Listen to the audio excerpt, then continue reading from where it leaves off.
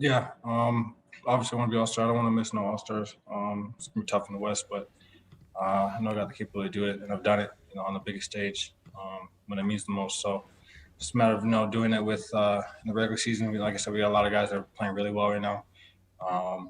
So it's going to turn on and off when I have to, but being All-Star for sure. But winning the championship is always going to be the main goal. And what I love about him is that he hasn't changed. Everybody thought he'd change when he signed a big contract. How money changes people. Nikola Jokic is the same person as he was the day I met him for the first time. Pronounce your full name and your nickname. My full name is Facundo Campazzo. Campazzo. You can call me Facu. That's all right. Gets me 100% of the time. You can call me Facu. You can call me Facu. So good. So good. What is up, everybody? Welcome into the DNVR Nuggets podcast.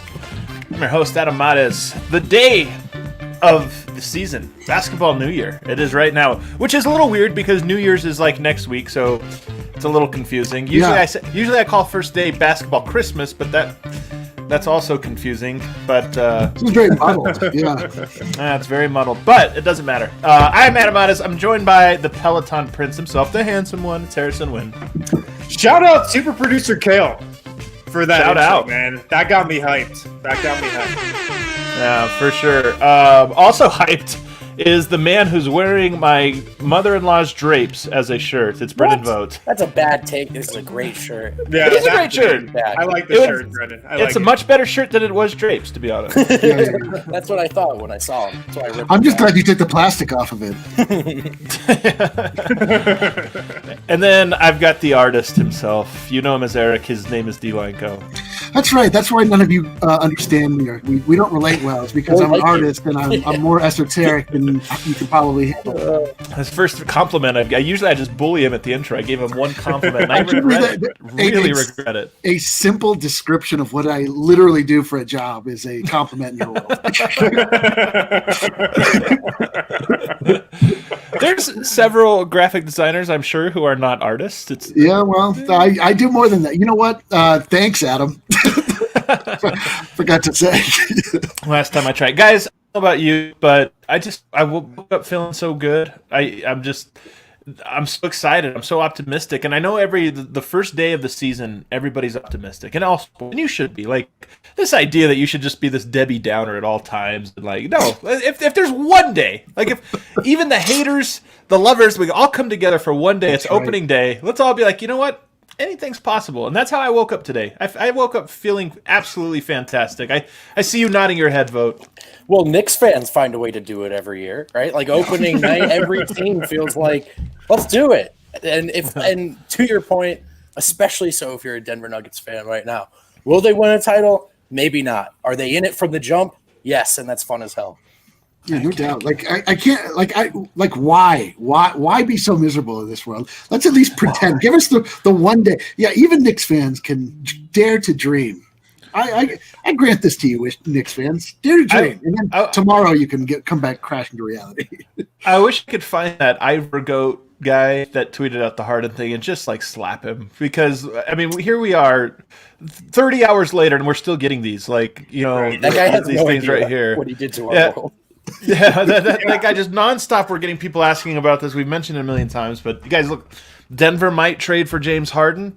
They're not going to give up Jamal Murray and Michael Porter, and I'd be surprised if they even got involved in it. I just don't think that that's in the cards for them. But if a team made a call about one of the 10 best players in the NBA, that's not a shocker, guys. Like, you have to understand, the teams call each other every single day. Just sometimes they get leaked to reporters, and usually when they get leaked, it's for a reason to instigate it. But there's no way Tim Conley or anybody leaked it to Ivor Goat. Like, that's just that's the thing that we have to know. Like, that's not where the rumor came from. What if he is Tim Conley? Yeah. If it doesn't come from Woj, Shams, or Singer or Wind, like at a certain point, you've gone through the whole filter here. It's probably not legit. What people were saying is Windhorst did write in an article that the Nuggets had discussions, or they had talks about James Harden. They were one of the teams that he wrote an article. Windhorst, obviously a very reliable source. So did the Nuggets talk about it? Yeah, I'm sure they like bantered about the idea. Like it's probably just fun for them to talk about James Harden, just like it's for us to talk about James Harden. You know, we like talking about the guy, but did they have any like real trade conversations? I don't know. The positive vibes are absolutely flowing with this team. That was the only negative vibe that I've gotten over the last couple Is this one of these like classic examples of us like way overvaluing our guys? Like, and we just don't like we don't like that deal. We're like, oh man, now the vibes would be right back down to zero, except for that we would win a title. And that would the thing is, right every fan base feels that way, and I think it says something about both Harden and fans, which is not all of them want the mercenary route. Like I think Brooklyn. Now you've got KD. Now you've got Kyrie. That's an organization that will take the stars. That base would probably be thrilled to bring in James Harden. But most folks are not stoked to bring in a mercenary. The last place he was, the entire organization was bent to his will.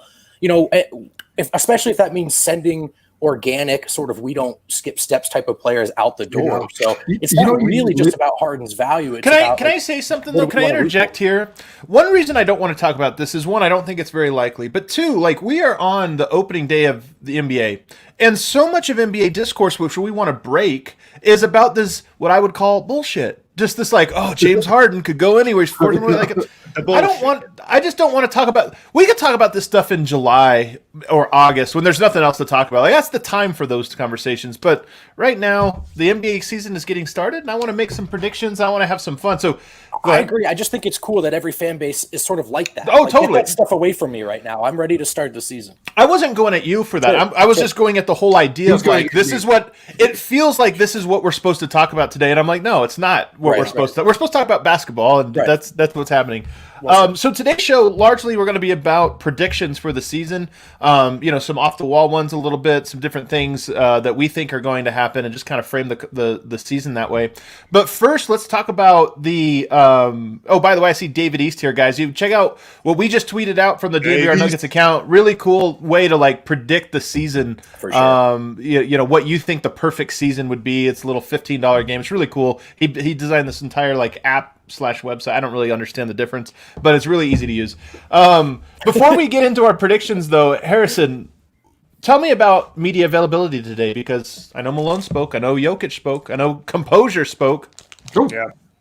My favorite quote that came out of Malone's mouth, and a lot of people quote tweeting me on Twitter, and I'm seeing this being rumbled, that he was throwing shade at the Rockets and sending a message.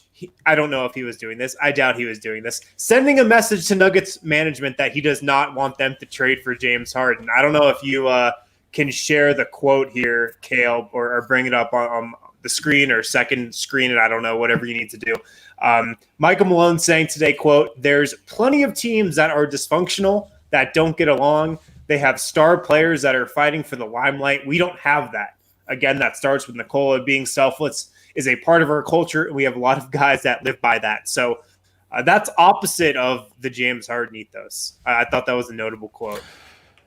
It is notable, but it's also companies take their cue from the people at the top or person at the top. And you see this like relationships or families, whatever else, whoever has the voice of everybody or the attention of everybody sets the tone, and everybody kind of falls in line with that. And I think Jokic, one of the number one things about him being the guy is, we laugh about it, he doesn't care if he leads the team in points.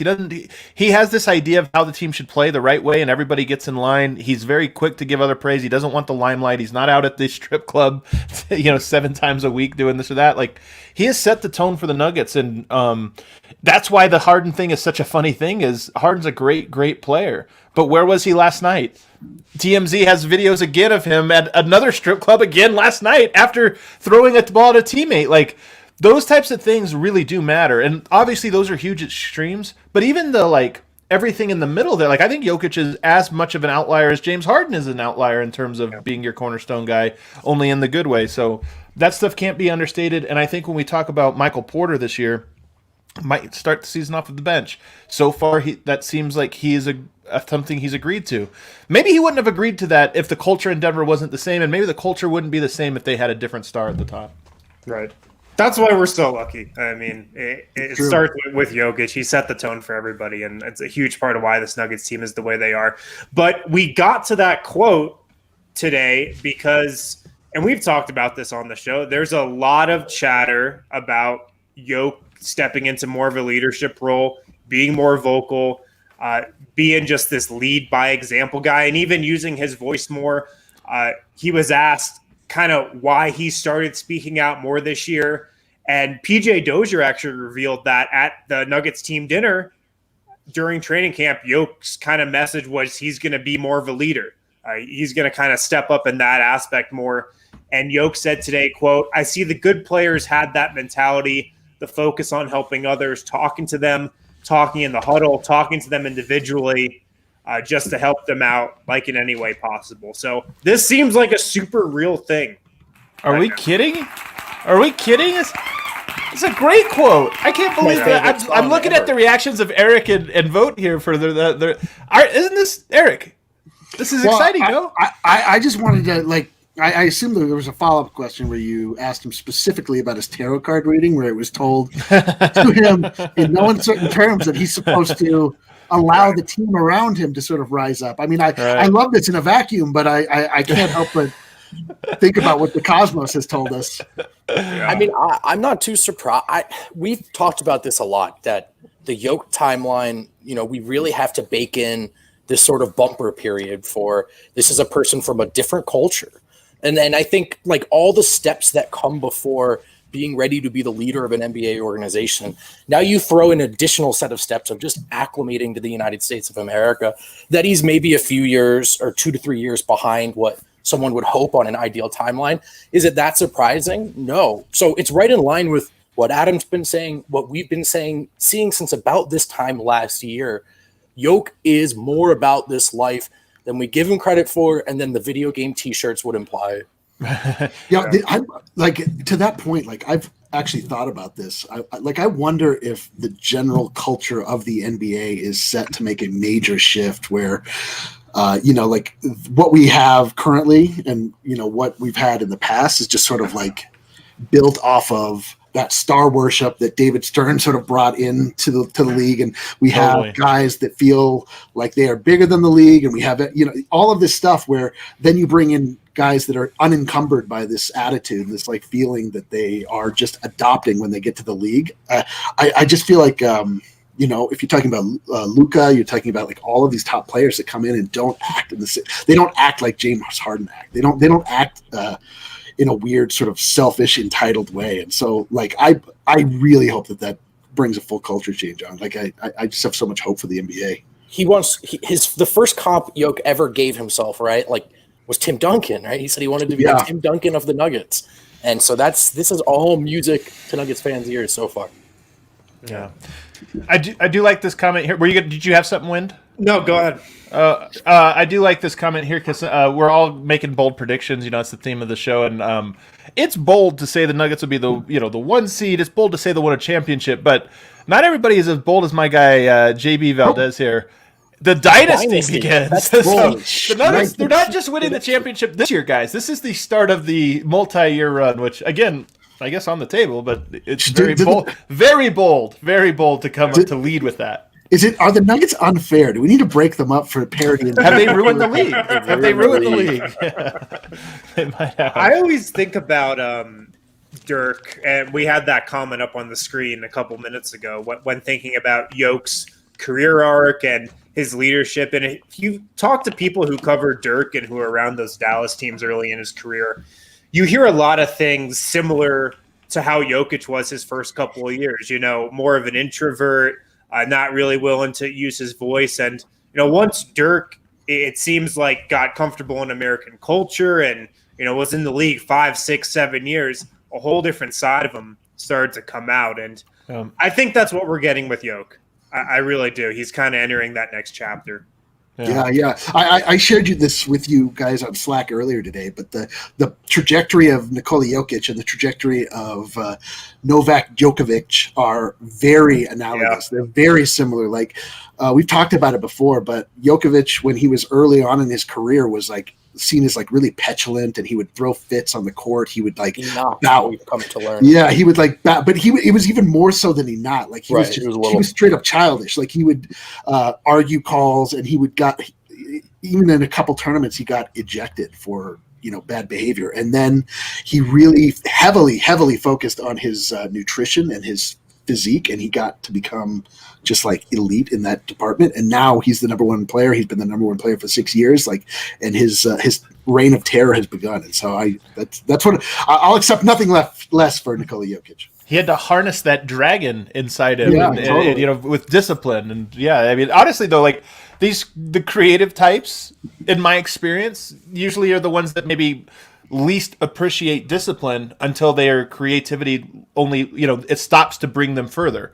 Once you kind of hit a wall, and it's like, well, okay, now I need to like learn these other lessons about it. And I think Jokic has absolutely hit that wall and learned from that, and that's part of what we're seeing, this new yoke. New skinny, disciplined leadership. Like, it wasn't comfortable for him to stand up and give a speech and tell everybody I'm going to be a leader. He hated and this it. or that. He probably hated it. Yeah. Sure, he hated it, but it's like a recognition of, okay, this is where I have to go to get there. So I love it. Yeah. PJ Dozier also said that he's walked into the gym early and seen Yoke just off to the side with Bol Bol, just coaching him up, giving him insight. This feels like fan fiction. Guys, it What's does. going on here? Yeah. I'm so optimistic. Wait till we get to these predictions. I'm so optimistic. If we're writing the book on the Nuggets dynasty, which I'm sure we will in a couple of years, Just get that first chapter started. Just let me get the all the forward, details then that we do the just rest. talked about would be in the book. They would be in the book for sure. Yeah. Harrison will write our forward. Our for us. forward. Chapter 1, the curse is lifted. The curse is all right, what else, Harrison, from today?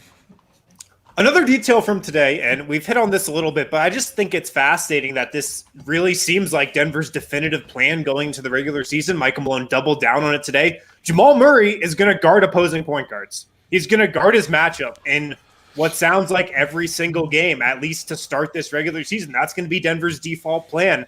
And Michael Malone said it a lot. That's going to be a huge part of Jamal Murray taking the leap, is going to be on the defensive end. Do you guys think this is a plan that can hold up for an entire season? I don't. I mean, maybe in a season. Yeah, actually. Look, he can't be. What do you want to go with, like Patrick Beverley out there? But in the playoffs, you're also going to look to Gary Harris to guard the Damian Lillards of the world. But you don't want to have to hide Jamal. And if he's stuck on a Jordan Clarkson or Rodney Hood, you want to feel like you're comfortable. And also, we often talk about matchups in playoff basketball, but throughout the course of 4 quarters, there's a lot of switching, transition, picking up guys. You just got to be ready. So we saw Jamal look a lot better in the postseason last year. I like Malone at least saying that, even if it's not the plan every single night, because you do want to turn that corner with Jamal where you feel like you hide him. I'm more optimistic. I think he's turned the corner. I think Jamal's a good defender, and I think there's 2 boxes you can put players into: the great offensive player but always has to be hidden a little bit on defense, or guys that are just great two-way players, and those players get the special status, right? And I think Jamal Murray wants to be in the special status one. Like, he wants that. Not every player does. And some players are perfectly content to be the guy that you just hide, but I'm so good on offense and I get all the accolades. I think Jamal Murray, even Michael Porter, I mean, he told us as much. Same thing. I'm kind of stealing from him, where he's talking about he wants to be compared to the greats who are all two-way players. So I think with Jamal, can he be a great defensive player? I actually think he can. So much about defense, especially from the point guard position, is just about recognition, effort, like knowing it's up here, right? It's not necessarily about any like specific tools. So I think Jamal Murray can be, and I love that is part of the plan this year to kind of force him to be a great defender. You know what I'm like really looking for with Jamal this year is that, like, whenever his play rises a certain level, it always like kind of trails off because he gets hurt or he gets tired, right? And locking defensively, I believe, actually like aided to the demise of his rise a little bit in the bubble. Like, early on, he was just hot fire, and it's not like he didn't like get cooled off completely, but his after he got hurdled by who was it, the Aussie on the Jazz, nailed him in the leg. Anyway, like, Yeah, but as soon as it was Jingles. As soon as he gets hurt or tired, like he starts to trail off. So I wonder if he is capable of keeping up that defensive intensity for long periods of time. What I think Malone's referencing here, though, isn't like, is he going to have playoff intensity for 72 games? I think it's more about, like, are we going to say, oh, all right, Murray, we got to move you to the 3 tonight defensively. Right. Like, I just don't think they're going to do that. If the other team's best player is a point guard, okay, Murray, you're on him, and we have Harry here if need be. I think that it's more of that. Yeah. My point is he's absolutely capable of guarding any player in the league. We watched him guard both LeBron James and Kawhi Leonard with some decent success. It's just once he got tired, he couldn't quite do it to that level. So, Look, he once struggled to contain Rodney Hood in the post, and I thought at times he was doing all right with Kawhi. So that's improvement, and you want to feel like he can do the former for sure. Yeah. Well, what I like about it is, a part of this is coming from Jamal and saying, I want that matchup. Right. I don't want to be shoved off onto the weaker guard or the weaker of the 1 through 3 guys that we're going up against. I want to guard my matchup. So I really like that about this choice. I don't think it's the worst thing in the world, though, if there are games when Gary Harris is guarding Steph Curry or Gary Harris is guarding Damian Lillard, because like if the Nuggets need Jamal to be that number 2 option, or they needed him to take on a really heavy offensive load, you're going to get tired chasing Steph Curry around the court for 35 minutes. You're going to get tired guarding Damian Lillard every step that he takes in the front court. So I really like that Jamal wants this responsibility, but I'm willing to cut him a little slack, I guess. I'm willing to cut him a little slack if he can't take on that defensive assignment every night. Yeah, I think so. I like it. We're going to find out. We're going to find out really, really quickly. Let's take a break. On the other side, though, we're going to start getting into our predictions. And I see people already in the comment section sending us their predictions. I like it. I want you to play along. As we make ours, let us know you agree, disagree, and then also just kind of share your predictions. But first, let's take our first break. First of all, guys, make sure to hit up Breck Brew and get some Mile High City Copper Lager for the season. Pick it up for the season. Make sure you've got some back at the DNVR tomorrow night. Tomorrow night, 7 p.m. Nuggets taking on the Sacramento Kings. All right, I'll wait for a prediction section to throw out my prediction for tomorrow. But yeah, make sure you have some Mile High City Copper Lager for this opener tomorrow and throughout the whole season as well. Pick it up from Breck Brew. Pick it up from the farmhouse where they have an ice skating rink. They have a tubing hill. Pick it up from your local liquor store as well. Also, before I get into the DraftKings Sportsbook read, we have a members-only deal going on with DraftKings right now. Free money. An incredible deal. An incredible deal for DNVR members. Free money. Members, I believe, got an email with instructions on how to take advantage of that offer. I've already taken advantage of it. I know some of you guys have as well. So just the positives about becoming a DNVR member are endless. Yeah, there it is. Deal of the week. Right there. Courtesy of DraftKings Sportsbook. Check your email if you're a member. You can find out how to take advantage of it. Also, the 2021 basketball season is obviously here. DraftKings Sportsbook, America's top-rated sportsbook app, has rolled out another one of their can't-miss offers. Trying DraftKings Sportsbook is easy, so what are you guys waiting for to celebrate the return of basketball? DraftKings Sportsbook is giving all new players 100-1 odds on any featured matchup this week. That's right. All you have to do is bet $1 on any featured matchup. It's a new deal. New great deal. And if your team wins, your cash. And if your team wins, you get a cool, crisp $100. It's for new users on DraftKings. So make sure to download the top-rated DraftKings Sportsbook app now and use promo code DNVR when you sign up to get 100-1 odds on any featured matchup this week.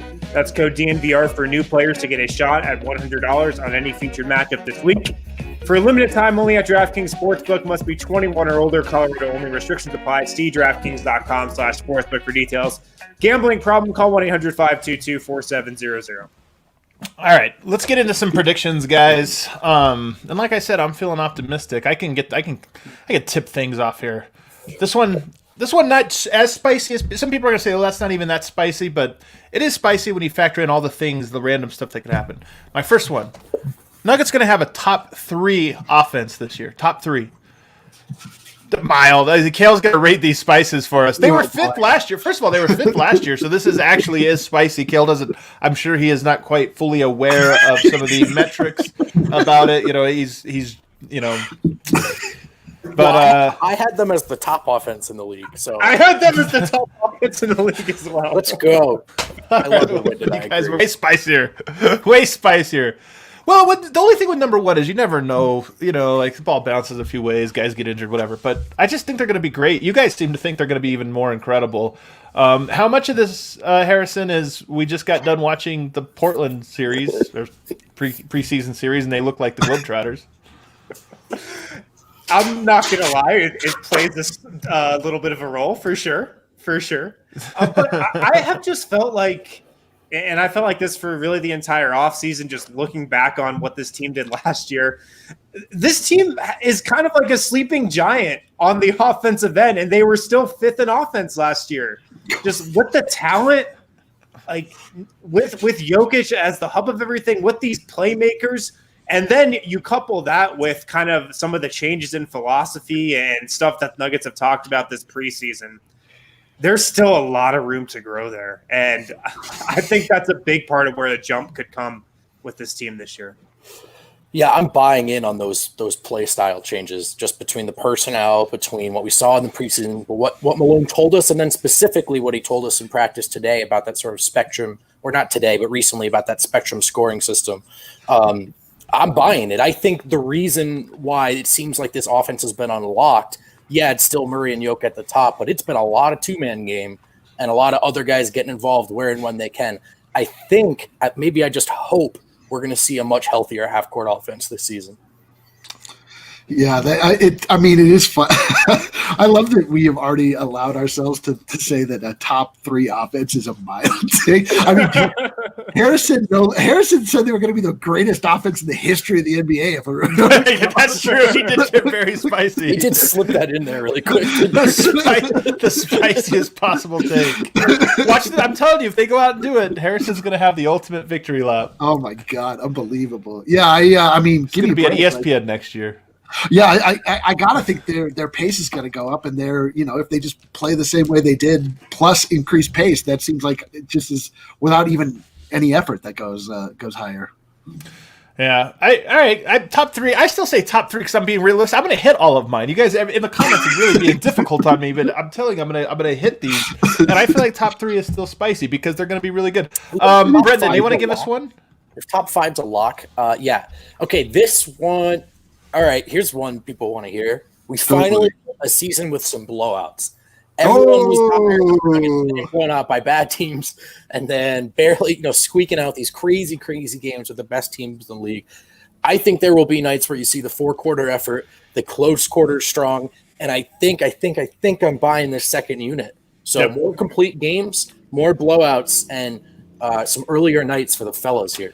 Well, we have 3 preseason games to go off of. One was the first one. The other 2 were blowouts.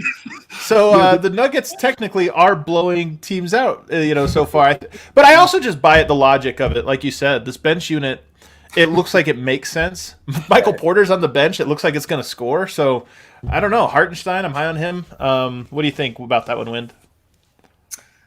I'm with it. And I think this is going to start tomorrow night against the Kings. I think they're going to blow a lot of teams out, particularly the bad ones.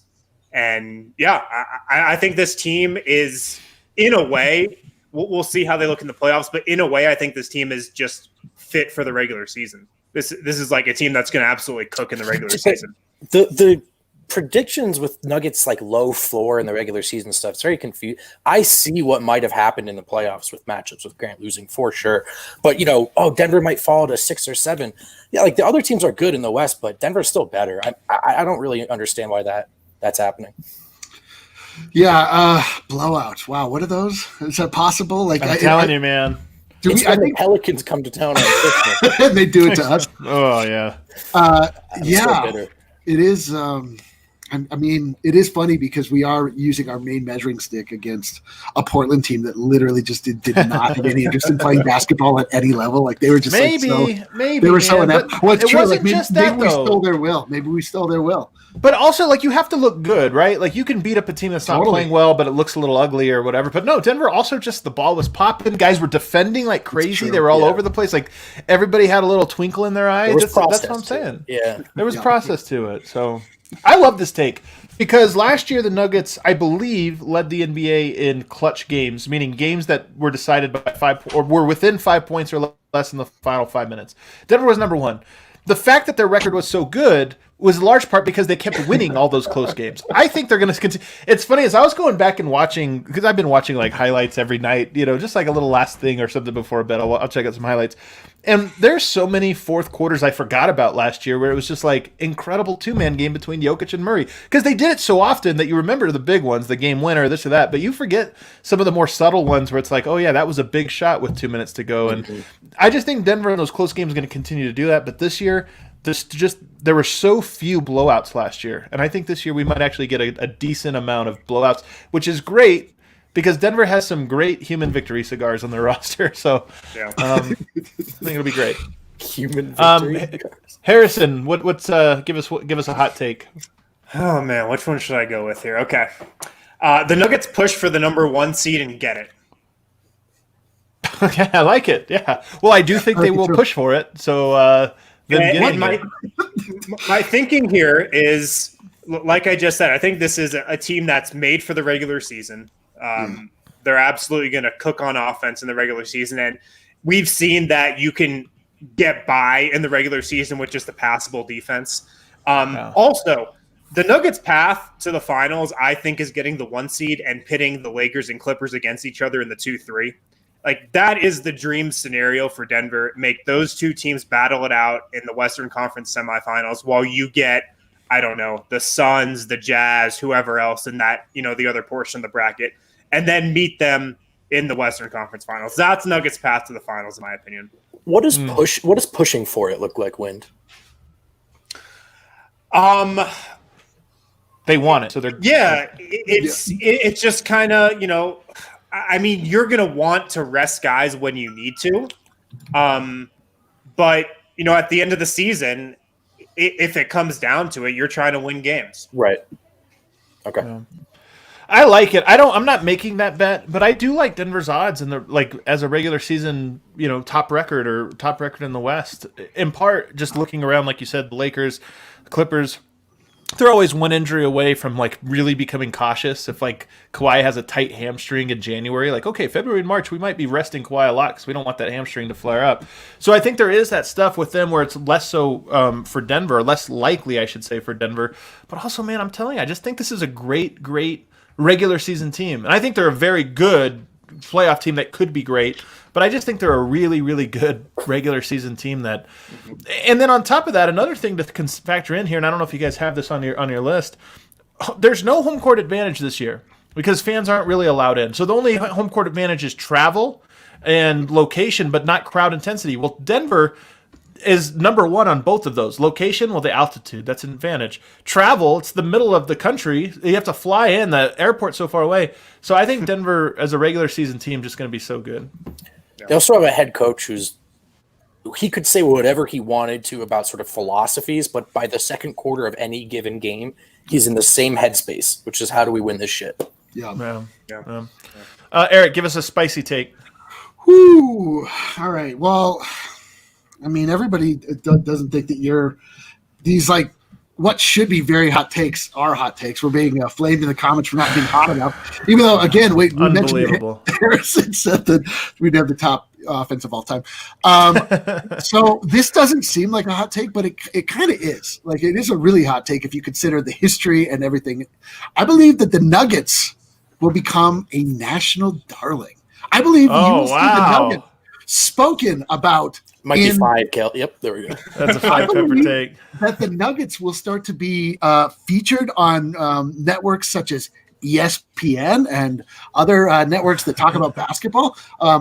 and not just as sort of a Chum. punching bag. Yeah, chum. Yeah. Like I think that I really think that Nikola Jokic is going to win over the national crowd and make the Nuggets a national darling. That's what I see. I like it. That's not bad. All right. That's not bad. I got a full 5 peppers. I gotta, because I don't know if I, you know what? I could see it happening. Like Murray won people over already. Jokic is like people have always just not liked his weight or whatever. But I'm telling you, Jokic might actually dunk on some people this year. Just have some dunks. Like I do see them being more popular, and if they're a 1 seed, I don't know that they would get the Atlanta Hawks treatment this year, right? In years past, they might. Thinking about that Hawks comparison a lot lately. Not yes, but in the terms of what they will difference do was in that the Denver playoffs. already but Denver in the playoffs has already beaten one team that people thought they could never beat, right? In the Clippers, and so I just feel like they've already had the moment where people are like, well, we have to respect these guys. I think it has to be Jamal Murray All-Star season, MPJ Most Improved Player for that. Yeah, man. That noise. Those guys are marketable in like. Unfortunately, you have to explain Jokic to some people, but you don't have to explain those guys. I think to 13-year-old kids. I'm telling you, don't even anymore though. You don't have to explain Jokic anymore. You're probably right about he's that. done It's it. definitely getting there. Yep. I've got one, unless I'm cutting the line. Go for it. Jamal Murray dropped 50 on Kyrie Irving and the Brooklyn Nets. Oh, A lot of Brooklyn. I see some of this in the comment section too. A lot of people thinking that Brooklyn matchup, like Denver's going to be motivated. You think there's extra motivation there? No, I just think it's going to be a beautiful full circle. I think if Jamal looks up and he's got 40 and there's 10 minutes left to play and it's the dude who punted his 48 ball in the stands, I'm thinking there's fire in his eyes and he goes for 50. I think we're going full flat circle. Yep. All right. Boo. I just choked. I'm glad Aaron- you were. That's called instant karma. It was Insta Karma. All right, I've got another one, and people are going to tell me this isn't spicy. Maybe I'll make it more spicy. Nuggets are going to have a top 10 defense this year. Top 10 defense. They were 16th last year, according to Cleaning the Glass, which That's I think more than 3 for me. That's a 4 or 5 for me. So they It's lose. spicy. It's spicy, but I could see it. It's spicy. They but I lost. could see it. They lost Kyrie Irving. Or, I'm sorry. They lost Torrey Craig. They lost Torrey Craig. Damn it. They lost. Big market Brendan joking infiltrating over here. Denver. They lost. Damn it. Just all right, take over. Take Adam out of here. They lost Torrey Craig. They lost Mason Plumlee. They lost Jeremy There it Grant. is. There it is. But they could get some baked-in internal improvement from Jamal Murray, from Nikola Jokic. Paul Millsap is looking spry in this preseason. Like Gary uncomfortably spry. The return of Gary Harris, that could happen. Will Barton seems like he's healthy. Michael Porter Jr. is a better defender now than he was last season. Look, I don't think it's like a sure thing, but I could see it. No way. Yeah. That's no chance for me. I'm telling you. So here's the thing. Those guys all rated poorly defensively. When they were on the court, Denver's defense went backwards, right? So much of this is how does your offense impact your defense? Second unit's offense, I think, is going to be fantastic. Denver, I think, is going to run teams out of the gym. Teams are going to be tired playing in Denver against a faster-paced team, always taking the ball out of the net.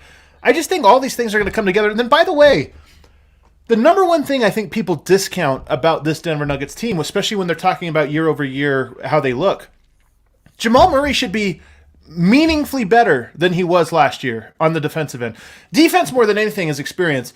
Jamal Murray 2 years ago, we talked about it. He was targeted in the playoffs almost to the extent that Michael Porter was this last year. He was targeted. He came back. He was a solid defender. Jokic is becoming better. He's slimmer. He's becoming better. Gary Harris, I just think that the Nuggets have so many young players that project to be better. And then on top of that, I just think they're motivated. Every year you get a little bit more mature, a little bit more dialed in on what's important. So I'm making the prediction. The argument that I can see now is if they're having so much fun on offense, everyone's involved, balls popping, balls falling, so they're getting back and getting set.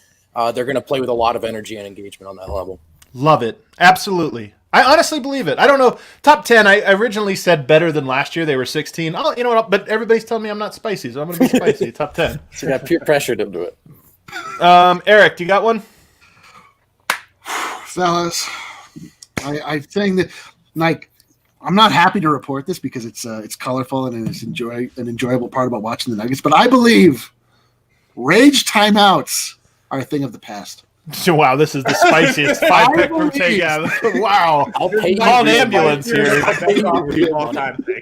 Call an ambulance. I believe What? Michael Malone will and is in such a groove with this team that he will make reasonable, normal timeouts that are not red and flustered. Like he'll go. We just saw one like Timeout, up and then- 25 against Portland. He just did it in the preseason. I think we're going to see What measured and reasonable timeout pattern from Michael Malone. That's my prediction. Maybe if he just microdoses, together. However we get there, like Michael Malone just seemed jovial. He seemed he's got more one-liners. Like the number of one-liners that Michael Malone is delivering based on how things are going with the team, like there's a clear correlation there. And he's been when I've been paying attention, he's been basically on stage. So Michael Malone will just be in a cool, measured place with this team all year long. Lock it in. It's a lock. This is what I love about this take is it's going to expire tomorrow. Sure is. Yep.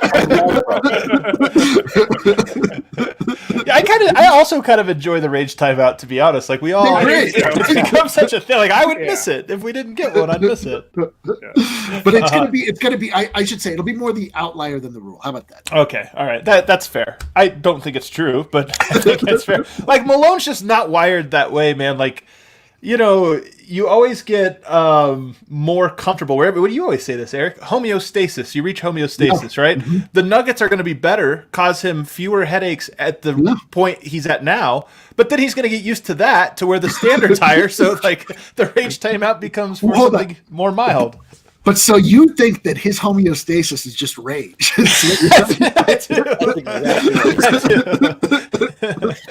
Oh, man. All right, who's up next? I think I'm up next. I don't know how hot this one is. You guys tell me. And I've totally reversed course on this take to come around to it. Nikola Jokic leads the Nuggets in scoring and has the highest scoring season of his career. Oh, well, to date or ever. Yeah, like to this date. is okay. To date. This will be the highest scoring season of his career so far. 2 years ago, one pepper take. 2 years Even ago, I wouldn't have done this. 20.1 pepper? per game. Yeah, singular pepper. This is a Taco Bell mild sauce packet of spice. I was thinking this is just ketchup.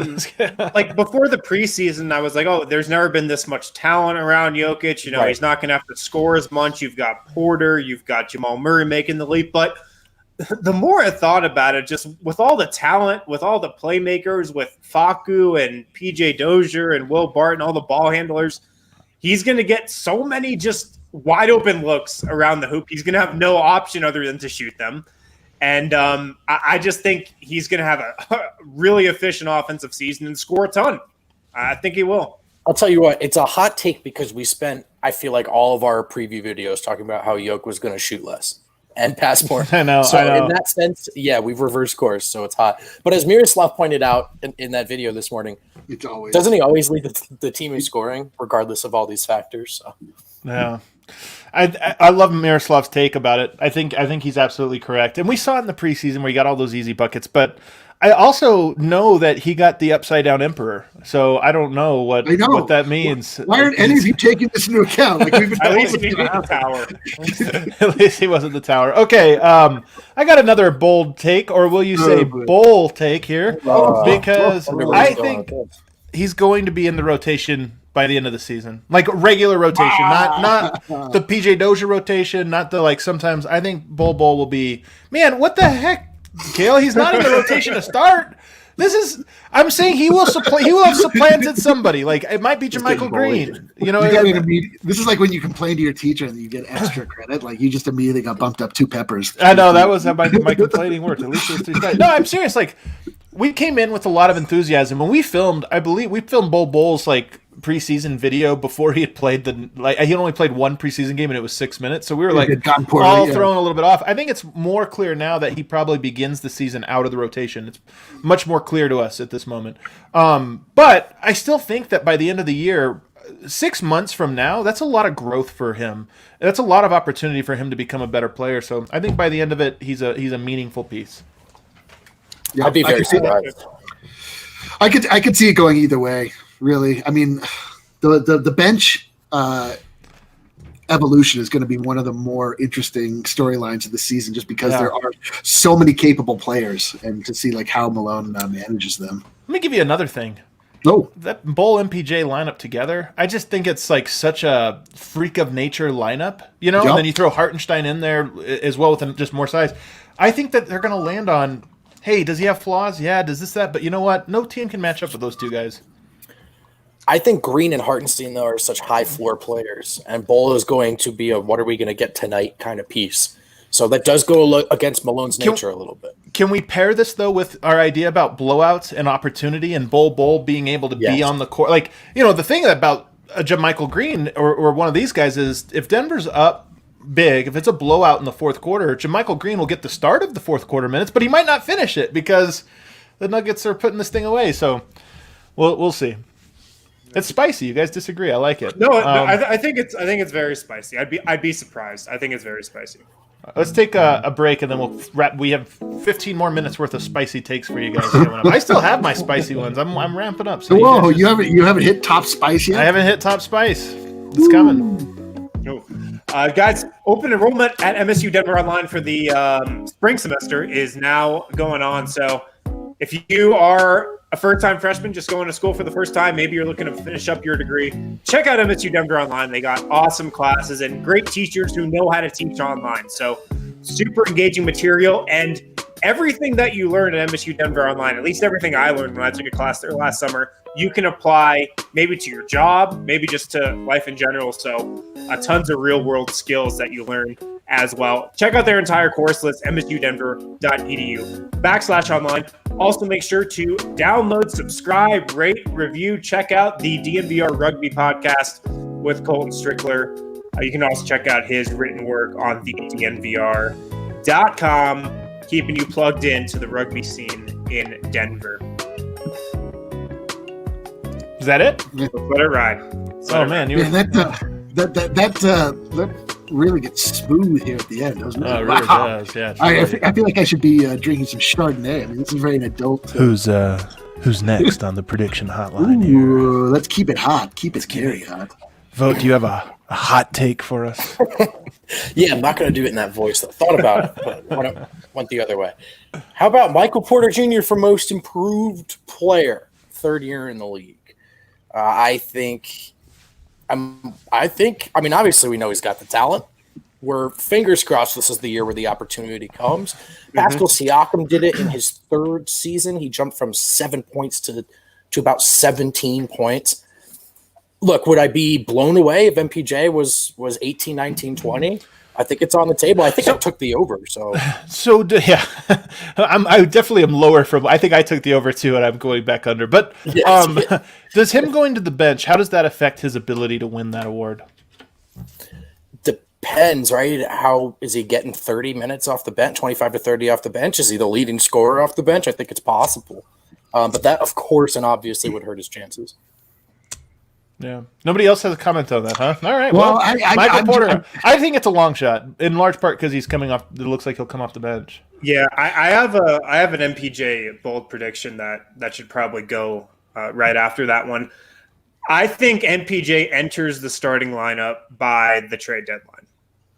Ooh. As a result of a trade? Well, I think the two go hand in hand. I think another bold prediction I have here is that either Gary Harris or Will Barton gets dealt at the trade deadline, and Michael Porter Jr. enters the starting lineup. Yep.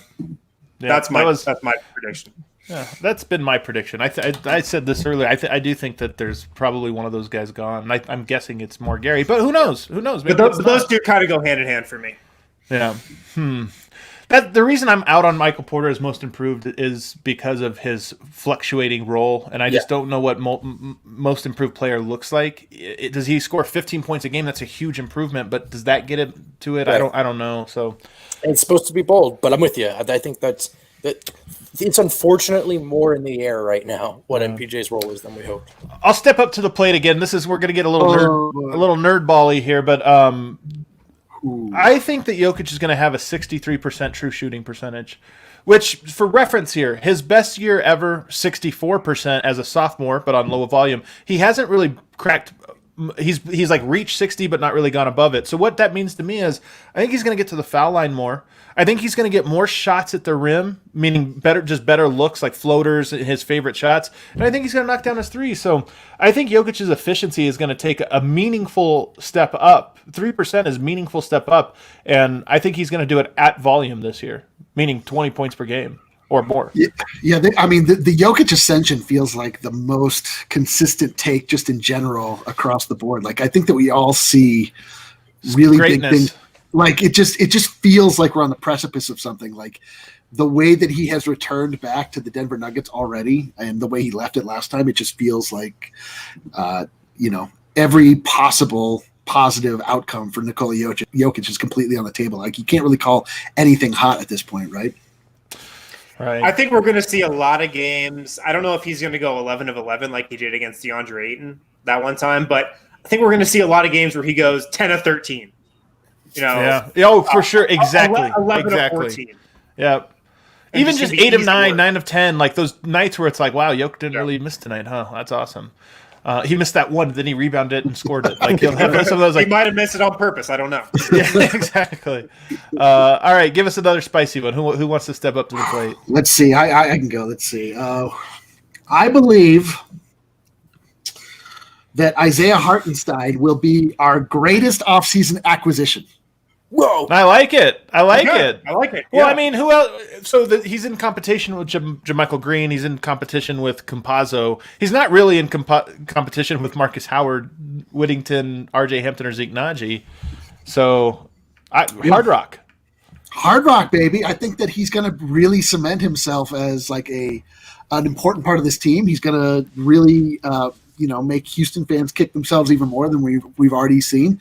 And I think like what we saw in those last couple of games, like I think that's going to be the move, like just the mode for iHeart or Hard Rock or Heart Rock. I'm not even sure. We got to, and Hard Rock. Or it could be Heart Rock, but it's supposed to be Hard Stone. I can't get over it. Well, whatever. But I just think I think it's going to be he will be a slam dunk.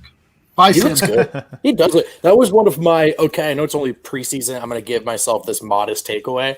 I thought he looked ready to play backup center in the NBA. Yep. I think I have on my list he'll be among the best backup centers in the NBA. So, and I think that's great because I was reading the timeline during the first game, and there were so many people that are like, "Wait a second, Hardenstein's Denver's backup center? That's not going to work." 5 alarm. I think it'll switch so much that it'll be like, yeah, he's one of the better ones. Yeah, I think it's a good fit.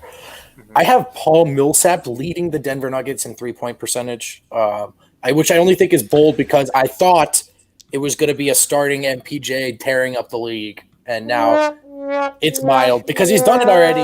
But I think Paul Millsap. Wow. I think it's a big year for Paul. It's not so much that it's like not unlikely or this or that. It's just that it's kind of lame. Like, that just sucks. Like, we all want to believe that like Michael Porter leads him or Jamal Murray. It's like Paul Millsap. That's so pragmatic. It's so hard to find a Paul Millsap take because he had a good game.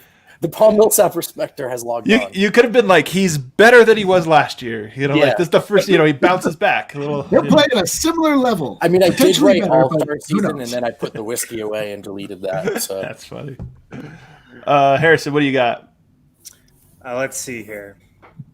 PJ Dozier plays more minutes this season than Facu Campazzo.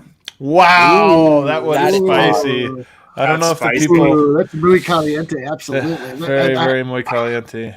Yeah. We could find ourselves in some hot water with our new Argentinian brethren, if that's the case. It's true. That's true. Yeah, I just have a hard time seeing PJ Dozier like getting left on the bench. Michael Malone loves this guy. He loves Campazzo also, but he loves PJ Dozier. He wants to play him. PJ Dozier talked today at practice about how he's been practicing at the 1 through 4, and I'd be surprised if he played the 4 in a game. But I think it's just some evidence about how hard the Nuggets are trying to get this guy on the floor anywhere they can. So what's a realistic configuration that he's the power forward? I mean, you have to go with Facu and Monte. Skinny lads. And then Barton, I guess. Monte, Barton. MPJ. No, if Dozier. MPJ's the 4, if he's out there with MPJ, Oh, sure. it has to be Barton or Well, I mean, Gary if we're or talking about 4s in terms of who they're guarding on defense, maybe Dozier is guarding a 4. Well, when we saw him out there at the 4 in the preseason, it was RJ Hampton that was at the 3. So Yeah, I don't see that happening. I don't see that happening either. But you know what? I could see Barton with that group, and then just put coach. And by the way, let's try it. Why not? It's weird. Let's do it. Let's play 4 point guards and see if it's beautiful basketball. Yeah. No. No way. I did this list and then I split up into bold and cold takes. Okay. And in my cold takes, I have PJ Dozier is out of the rotation. I don't think there's any chance. Wow. Wow. Well, that one sucks. So I mean, it might be true. It might happen. Somebody's going to be out of the Campazzo's rotation. Good. Yeah, Campazzo's good. Yeah. someone's going to be out. Eric, do you have another spicy one? So I believe the Denver Nuggets will separate themselves even more from their division rivals. I believe that Utah and Portland are left in the dust. They are no longer rivals. I love of the this Denver take. Nuggets. They are simply in the same division as the Denver Nuggets, and it's just a formality at this point whether or not we get that division crown. I like it. All I like right. this one because All one of the right. takes about the Northwest is okay. It looks like Minnesota's not going to be great. It looks like Oklahoma City's going to be terrible. Portland, in my opinion, is not. I don't think that they're going to contend with Utah and Denver. So really, to me, it is Utah who is neck and neck with Denver. But you think Denver is going to take off and Utah will plateau? I think that Utah is Utah. Like I think that I was Denver told they could got be better. out. Well, I was told that they got better, but what did they do? They added one Favor. They got player. healthier. They They got added healthier. favor. Yeah, that's true. But Denver added 7 new players, and the strength of Denver this year, in my opinion, this is sort of another take, is going to be the strength of their bench. Like their starters are going to be able to beat other teams' starting units, and then the bench is going to come in and just mop fools up, and then only increase that lead for the starters to come back in and complete the blowout. So I like it. So 5 games. Are they going to beat the Jazz by 5 games? Yes, they are. All right, I like it. I'll take it. All right, Harrison, what do you have? I think that's all I've got here. Oh, here's one. The Nuggets make a trade at the deadline, and it's for a defensive-minded wing. I don't know how hot that is, but This is I don't know. This is the thing that makes logical sense, right? They kind of need one, but Who's the see. wing? I know that's the hot part, thing. Yeah, that is the hot part. Mo I'm Harkless level. looking at PJ Tucker. Oh, yeah, I'm not. It's nicely into that trade exception. Well, maybe. Yeah, I guess I can see it. I said this on the player preview series, but I have Hard Rock Cafe dropping 20 points on Houston in a revenge game. Ooh, I like a revenge. Fun one. Ooh, I It's a do fun like a revenge game from him. You know what I could see too about that? Now I'm excited for the Houston matchup. Who would have Let's guessed? go. But one of the things I'm excited for is if there's the team rallying behind a guy game, and I don't know if that qualifies quite for that, but it would be fun if the whole team was like, "No, this is your show tonight, dude. We're setting the table for you to go off." Yeah, It'd be kind of I fun. could see it. I could see Malone giving him 30 minutes that night for sure. Yeah, maybe Jokic gets a rest night that night. Yeah. Can you imagine if we have honestly gotten to the point where you can have novelty game plans going here? You're like, yeah. Who do we this want seems to like go off tonight? yeah, this seems like the most fun outcome. Yeah. So Gary, it's your night. Okay. I'm telling you, the human victory cigar, you get right at the early start of the season. If the Nuggets are up 20 with 5 minutes to go, you might get Bol Bol, you might get RJ Hampton, you might get Zeke Naji, Campazzo's out there just doing stuff. The blowouts of Nuggets games. Don't change the channel, ladies and gentlemen. Stay tuned. It's still fun. Yeah. I think it's going to be cool. Guys, this is our last show before the next show we do is going to be live post game tomorrow, talking about a Denver Nuggets basketball game, and I can't wait for it. It's a perfect start game. Sacramento Kings, I think, a very winnable game, and I'm just so excited, man. My optimism. It's so funny how this year has sort of waxed and waned over how we feel about the Nuggets, but at this very moment, I'm just feeling so confident in them and so excited, and just this, I just feel like they're going to deliver us something special this year, and I'm ready to get things started. And I'm ready to get things started with all you guys. Yeah. Also, on DNVR.com tomorrow morning, members will be able to see this all you other guys won't. We'll have our predictions for how many games we think the Nuggets will win, how far we think they'll go in the playoffs. Will Harrison pick them to win a title? Will he pick them to win a title this year? You got to subscribe to find out. So it should be fun. Don't forget, drop a like, guys, and don't forget this is a podcast as well. If you ever miss it, I'm getting pushed out here by my producer, so I better hurry up and finish the sentence before everybody goes. Thanks, everybody. Talk to you later. Peace, bye.